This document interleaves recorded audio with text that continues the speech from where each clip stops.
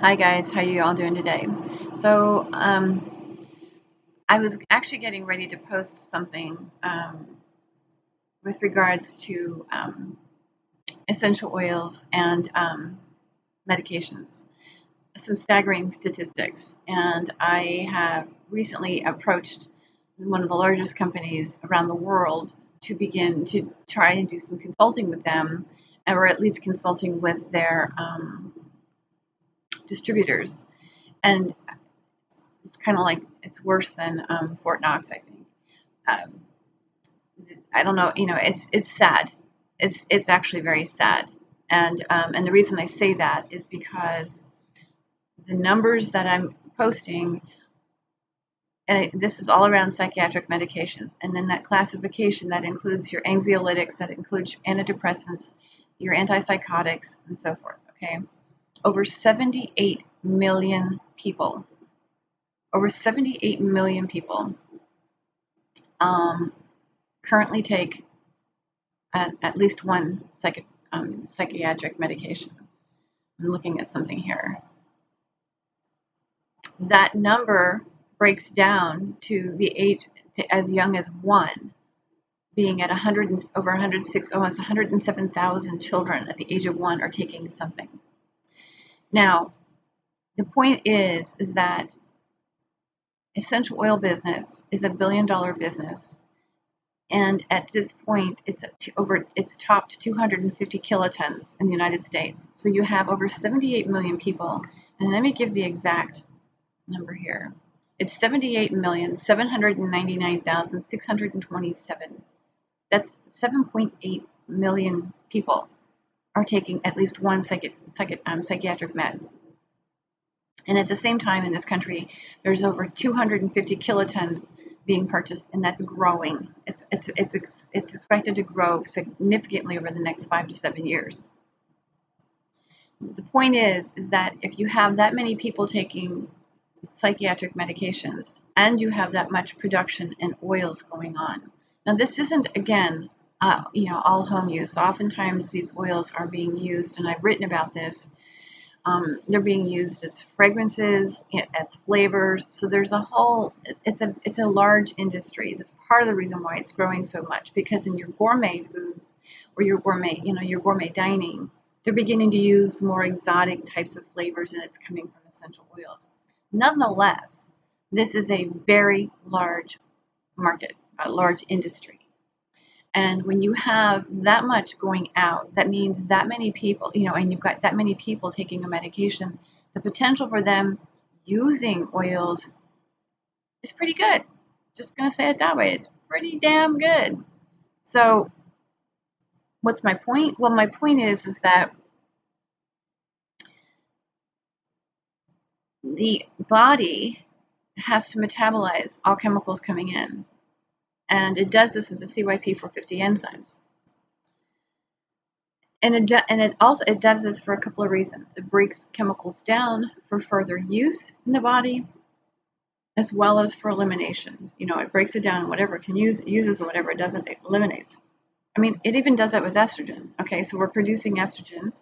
It has to break it down into other forms that are used for other purposes in the body, and then it eliminates, it excretes the rest.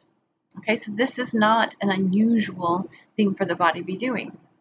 And we have several specific enzymes that this happens a lot on. And so a lot of your medications, especially your psychiatric meds, are cleared on the 3A4, 2C9, and 2C19. Sometimes 2B6, sometimes 2D6. So there's a number of, it depends. It really depends. Sometimes all of them. But it really depends on your medication. So that's an important component. Now, here's the thing. They understand how to do this because we are studying the way the body breaks down chemicals. This is how we know what it does to estrogen. This is how we even know what it does to caffeine, okay? We understand this aspect of it, and we also recognize that some chemicals will inhibit activity, others will enhance activity. Others will just kind of like support activity, kind of like what they would call a substrate. And we recognize this happening a lot with plant constituents. And because we can see this with our medications, they are these medications actually regulate how long the med stays in the body, blood serum levels. So it kind of, this is your timed. So it regulates how long it stays in the blood before the body finally clears it. And so that's for further use. Okay, this is one of the reasons why when I talk about interactions, you have to be really very careful about the very same thing, because the oil constituents will have the same impact. And if you have the same activity happening, one can potentially nullify the other. And so if you take something, say for instance, to relieve anxiety, and you use calming, soothing oils that are also cleared in the same enzymes, you might actually start to experience anxiety. So this is a very important thing to understand.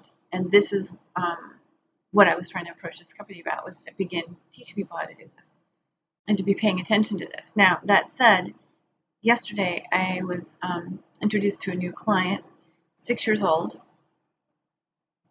with an aortic aneurysm. Now, he was placed on losartan, which is a blood pressure medication, for those of you who aren't familiar with that. So that's a blood pressure med. It influences activity in the angiotensin II receptor, and then this is 6, okay? He's taking obviously a small dosage, being that he's only 6, he's a little wee one, but as to keep the pressure down and not to put a lot of pressure in that artery.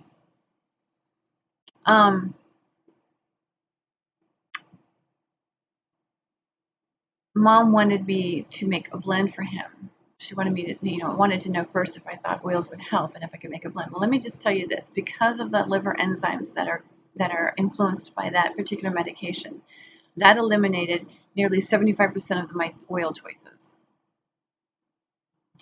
So, yeah, it's important because we don't want to create adverse reactions. Sometimes the adverse reactions are, we don't even know that it's happening. I was watching or doing some yoga, and one of the instructors says, if strength is actually more important than the range of motion flexibility. So learning how to develop your strength, because you could actually hurt yourself, that may not reveal itself in the first, year, 5 years. It could be long-term down the road that you finally experience the impact of not watching the flexibility, your range of motion, and not developing strength while you're practicing yoga. The same thing can be said regarding adverse reactions and oils and medications. You may actually have a really bad reaction right up front, and you will know straight up that didn't work well together. You may have something known as an additive effect, which means it'll have more than likely an enhancement to what the medication is currently doing. It really depends on the individual's genes, okay? How you are genetically wired will determine this. A lot of essential oils contain CNS depressant or sedative type constituents. Pairing those with other CNS depressant medications is highly dangerous for that reason. It could make you exceptionally groggy. Again, the additive effect. And then, of course, there's those effects that we don't know are happening for years to come. And nobody will ever know, because, well, it's just something that developed over life. But if we're really here to improve our sense of wellness and have a stronger, functional healthy life, then paying attention to these short-term and long-term effects is really necessary. And it's a really great thing for us to be teaching our children, because otherwise we're just teaching them to do what we're doing, and quite frankly, I don't see it working very well. On that note, I also want to point out, there's over 100,000 deaths per year which are related to drug injuries. And we're always logging them in as drug injuries, but how do we not know that these are directly linked to the use or the combination of natural remedies and conventional medications? Just a little food for thought. Anyway, thanks for watching, you guys. I will talk with you later.